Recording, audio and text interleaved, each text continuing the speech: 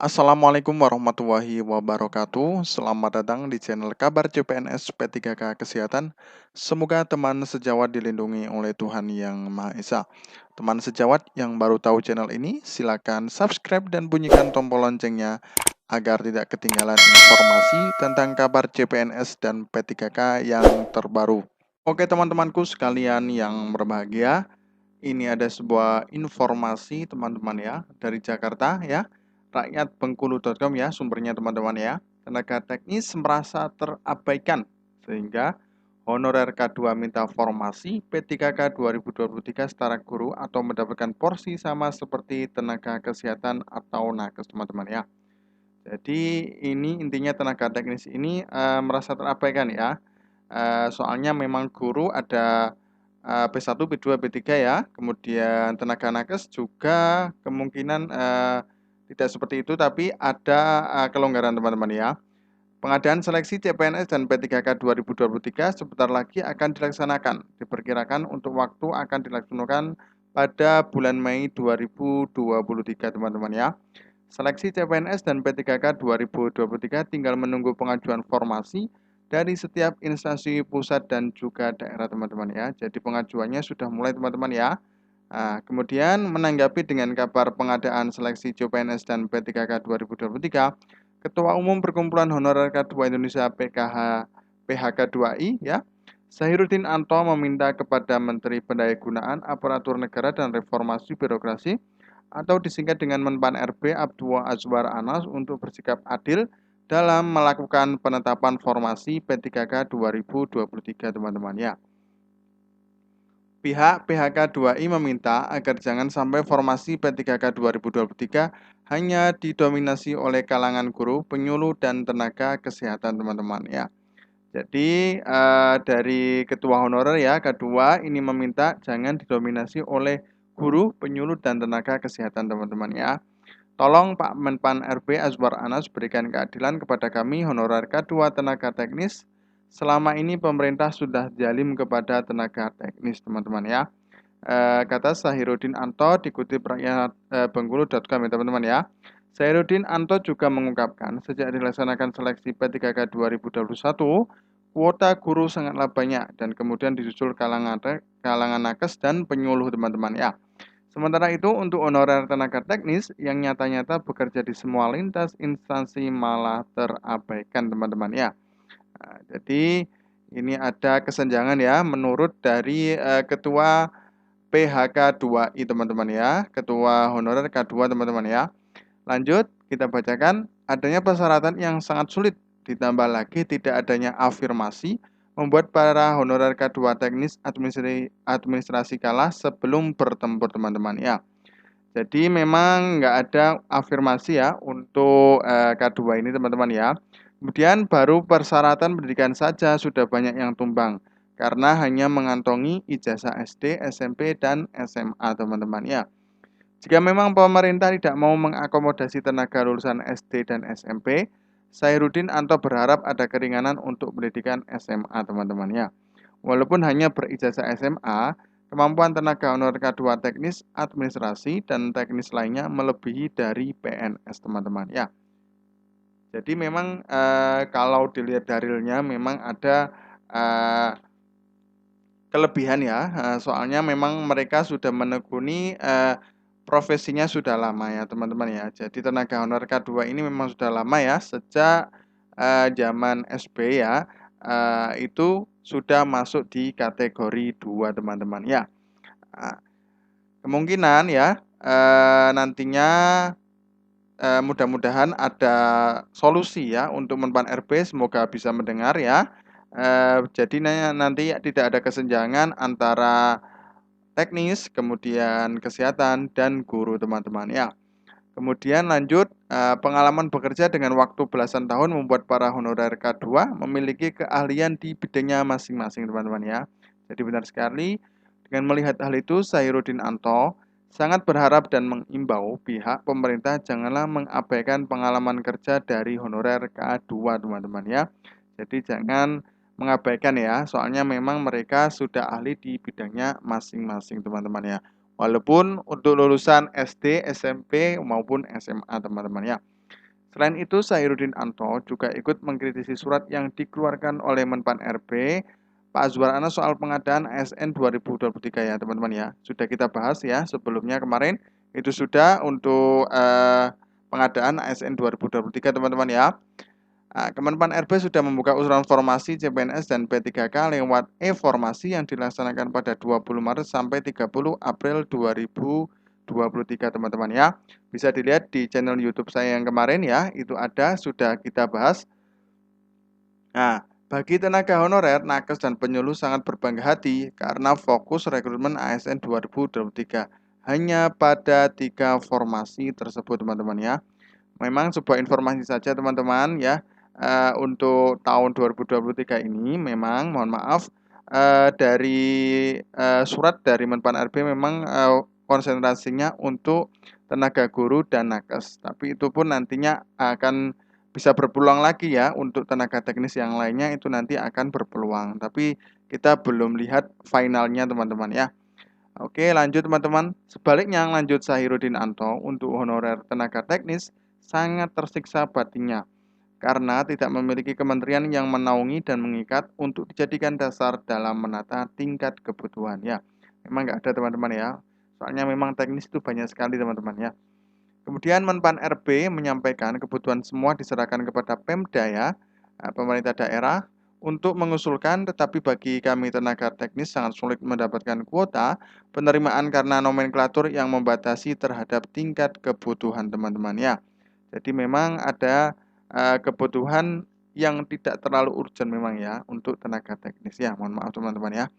Lantas, ia memberi contoh pada jabatan arsiparis tidak ada nomenklatur yang bisa menjadi dasar untuk diajukan sebagai kebutuhan teman-teman ya. Contohnya arsiparis teman-teman, oke? Lanjut teman-teman, karena jenjang kualifikasi pendidikan minimal pada tingkat terampil dan pratama, sedangkan hampir 90% rata-rata tenaga honorernya berstatus pendidikan SMA teman-teman ya. Ternyata memang untuk teknis rata-rata pendidikannya SMA, tapi mereka menguasai di bidangnya masing-masing teman-teman ya, sangat profesional. Nah, kemudian timbul pertanyaan, sampai kapan tenaga honorer ini akan dijadikan tameng dalam rutinitas kerja kantor yang diberi honor di bawah garis kemanusiaan dan keadilan teman-teman ya. Pak Menpar RB yang terhormat, kami percaya niat Bapak untuk menuntaskan honorer sudah terskema, tetapi hanya guru, kesehatan, dan penyuluh yang signifikan kuotanya. Lalu, kami tenaga teknis ini mau dibawa kemana teman-teman? Nah, ini ya. Jadi seperti itu teman-teman. Sairudin Anto tak lupa mengingatkan kepada Azwar Anas bahwa sampai kapanpun guru dan tenaga kesehatan tidak akan pernah cukup karena sangat banyak jabatan struktural ditempati guru dan nakes yang hijrah teman-teman ya. Nah, juga mereka mengerti teman-teman ya, memang sampai kapanpun untuk kesehatan dan guru juga eh, tidak akan lebih ya, tidak akan eh, pernah cukup karena sangat banyak jabatan struktural di tempat guru dan nakes teman-teman ya. Dilihat juga ada para guru yang menjabat menjadi kepala seksi, kepala bidang atau kepala dinas, perawat dan bidan yang bersekolah lanjut, kuliah di prodi kesehatan, masyarakat agar bisa duduk di jabatan struktural dan masih banyak lagi teman-teman ya.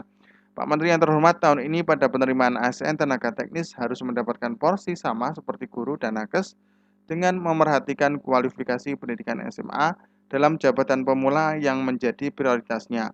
Kami yakin pemerintah hadir untuk rakyatnya karena pemerintah bekerja untuk rakyat teman-teman ya.